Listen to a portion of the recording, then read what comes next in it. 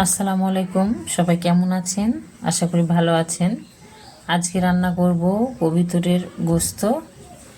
এখানে সজনা ডাঁটার সাথে আলু ভাজি করব, আর এটা হচ্ছে পালং শাক ভাজি করব, আর মসুরের ডাল রান্না করব টমেটো দিয়ে।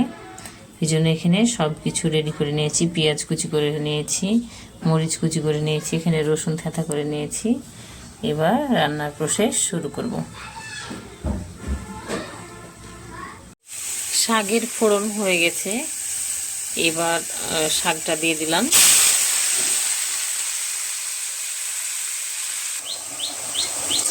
এই যে শাকটা দিয়ে দিলাম, একটু লবণ দিয়েছি আর সামান্য পরিমাণ হলুদ গুঁড়া দিয়ে দিয়েছি। অল্প শাক, এই জন্য আমি এটাকে একবারেই বাগার দিয়ে দিলাম।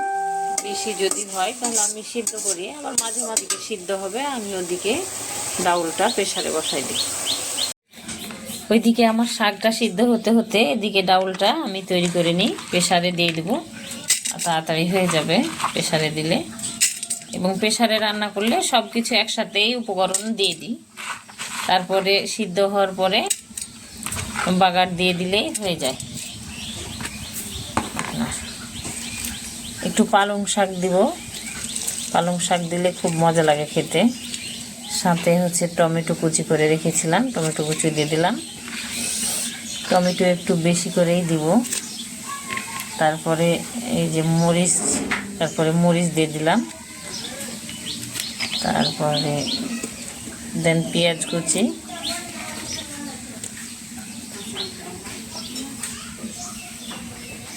এগুলো দিয়ে একসাথে চাপাই দিব। তারপর সিদ্ধ হয়ে আসলে ফোড়ন দিয়ে দেবো, তাহলেই হয়ে যাবে। এই যে আমার শাক রান্না কমপ্লিট, এবার উঠাই নিব। তারপর সজনা ডাঁটা চাপাই দেব। এবার সজনা ডাঁটার জন্য আলু সিদ্ধ আগে বসাই দিলাম, এই জন্য আদা দিয়েছি, আদা রসুন বাটা, সাথে হলুদ গুঁড়া,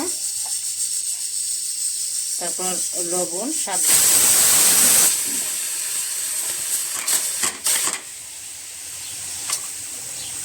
এদিকে আমার ডাউলের সিটি উঠে গেছে প্রেসারে।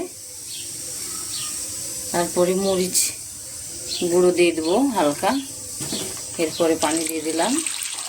এইটা 2 বলক সিদ্ধ হয়ে আসলে সজনা ডাঁটাটা আর আলুটাই দেরি হবে সিদ্ধ হতে। ভাজা জিরা গুঁড়ো করা আছে, সেটা দিয়ে দিলাম 1 চামচ। বাটা জিরা আমি সবসময় ব্যবহার করি না, মাঝে মধ্যে ব্যবহার করি। আমার জিরাটা সবসময় গুঁড়া করা থাকে, আমি গুঁড়া জিরা দিয়ে রান্না করি। আলুটা প্রায় হালকা সিদ্ধ হয়ে গেছে, এবার সজনা ডাঁটা দিয়ে দেবো। এই যে পেঁয়াজ দিয়েছি, সাথে রসুন দিয়েছি। সিদ্ধর সময় হালকা দিলে এটা আপনার ওই মাখো মাখো হয়, জিনিসটা ভালো লাগে খেতে। এ কারণে সিদ্ধর সময় আমি হালকা পেঁয়াজ রসুন কুচি দিয়ে দিই। আর ফোড়ন দেওয়ার সময় তো দিব, এটা সিদ্ধ হওয়ার পরে ফোড়ন করবো, তখন রসুন আর পেঁয়াজ কুচি দেয়। এবার সিদ্ধ হয়ে গেলে ফোড়ন দিয়ে দেবো। ফোড়ন ভাজা হয়ে গেছে, এবার সজনা ডাঁটা আর আলু ভাজি এই যে দিয়ে দিলাম। একটু নেড়ে চেড়ে নামাই নেব, তাহলে আমাদের রান্নাটা কমপ্লিট। দেখুন কি সুন্দর একটা কালার আসছে, খেতেও খুব সুস্বাদু হবে আলহামদুলিল্লাহ। এই যে আমার ডাউল রান্না কমপ্লিট। এর উপর দিয়ে একটু ধনেপাতা কুচি ছিটে দিলাম টেস্টের জন্য।